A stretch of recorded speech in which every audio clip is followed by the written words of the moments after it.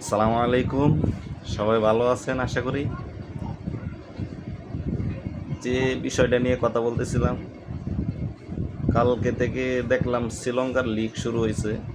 সেখানে বাংলাদেশের ওয়ানডে দলের অধিনায়ক মেহেদী হাসান মিরাজ খেলতে গিয়েছেন। ব্যাটিংয়ে নামার সময় দেখি হঠাৎ করে তার জার্সির সামনে যে স্পন্সর থাকে, স্পন্সরটা একটা ট্যাপ দিয়ে আটকানো। সবাই দেখে হতভম্ব হয়ে গেছে, কেননা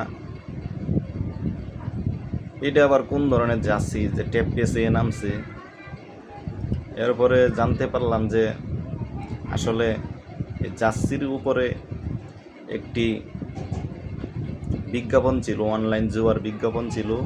যেহেতু সে মুসলমান, সেজন্য সে এটা সাপোর্ট করে নাই, সেজন্য সে এটা ডেকে মাঠে নেমেছে। এটা হলো আসল কারণ। ভালো থাকবেন, সবাই দোয়া করবেন তাদের জন্য। ইসলামকে যেভাবে তারা প্রমোট করে খেলার মাধ্যমেও, সবাই ভালো থাকবেন।